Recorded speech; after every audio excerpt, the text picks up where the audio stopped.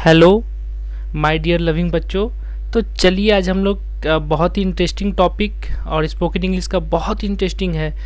Please अंत तक पूरा वीडियो देखिएगा क्योंकि इस चैप्टर को पढ़ने के लिए, इस टॉपिक को पढ़ने के लिए आप लोग बहुत सारा पैसा पेड करते हैं। तो बहुत ही ईजी वे में हम लेकर के आप लोग के लिए आए हैं। और कमेंट, शेयर और सब्सक्राइब प्लीज़ याद से कीजिएगा। तो चलिए आइए हम लोग क्लास स्टार्ट करते हैं। आज का जो टॉपिक है वो है फ्यूचर इंडेफिनिट टेंस। पहला फ्यूचर इंडेफिनिट टेंस, ये हमारा टॉपिक है। तो पहले पढ़ेंगे हम लोग कि कहाँ पे ये लगेगा, है ना। बहुत ही इंटरेस्टिंग फैक्ट है। चलिए हम लोग पहले पढ़ते हैं। तो फ्यूचर इंडेफिनिट कहाँ पे लगेगा, इंडेफिनिट टेंस। तो यदि कोई व्यक्ति या हम किसी ऐसे कार्य के बारे में बताना चाहते हैं जिसे हम आने वाले समय में, गौर कीजिएगा बच्चों, यदि कोई व्यक्ति या हम किसी ऐसे कार्य के बारे में बताना चाहते हैं जिसे हम आने वाले समय में करेंगे या हम अपने भविष्य की योजना के बारे में बताना चाहते हैं तो फ्यूचर इंडेफिनिट टेंस का यूज करते हैं। क्लियर है। चलिए कैसे पहचानेंगे कि फ्यूचर इंडेफिनिट टेंस का है। तो वाक्य के अंत में आएगा, जाएगा, खाएगा, खाएगी, खरीदेगा, खरीदेगी लगा रहता है तो फ्यूचर इंडेफिनिट टेंस से बनेगा।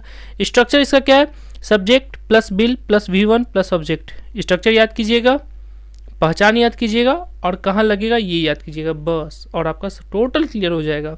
है कि नहीं। बहुत इंटरेस्टिंग टॉपिक है, ध्यान से देखिएगा। Subject plus will plus V1 plus object. ठीक है, ये हम लोग का स्ट्रक्चर है। पहले आई वी के साथ सेल लगता था और ही सीट के साथ विल लगता था। बहुत बच्चे कंफ्यूज हो जाते हैं कि सर विल यहाँ पे स्ट्रक्चर में सेल है, विल नहीं है। तो सेल इसलिए हटा दिया गया है, मॉडर्न इंग्लिश में हटा दिया गया कंफ्यूजन के कारण। तो आने वाले समय में किसी और दिन हम लोग अच्छे से पढ़ लेंगे कि सेल का यूज़ क्यों नहीं किया जाता है। बट इसमें याद रखिएगा, अब हम लोग को मॉडर्न इंग्लिश में क्या कर दिया है, फ्यूचर इंडेफिनिट टेंस के साथ हम लोग सिर्फ विल का यूज करेंगे। ठीक है, क्लियर हो गया। बहुत ईजी हो गया, समझ लो, पढ़ लो, है ना। बहुत इंटरेस्टिंग है आप लोग के लिए। बहुत फ्री में पढ़ना है, क्या पैसा लगाना है ना। पैसा लगा करके आप लोग जाते हैं बड़े बड़े कोचिंग में, इंस्टीट्यूट में, इसी चीज़ को सीखने के लिए जो कि आज हम आपके सामने इजी वे में लेकर के आए हैं। तो प्लीज़ पढ़ लीजिए। ठीक है। निगेटिव स्ट्रक्चर इसका क्या है, subject plus will plus not plus V1 plus object. Interrogative structure क्या है, IW plus will plus subject plus V1 plus object plus question mark. फिर से एक बार कहते हैं, पूरे टॉपिक में क्या याद करना है, कहाँ पे यूज होगा, पहचान क्या है, स्ट्रक्चर इसका याद कर लीजिएगा। Affirmative, negative, interrogative and interronegative. ठीक है।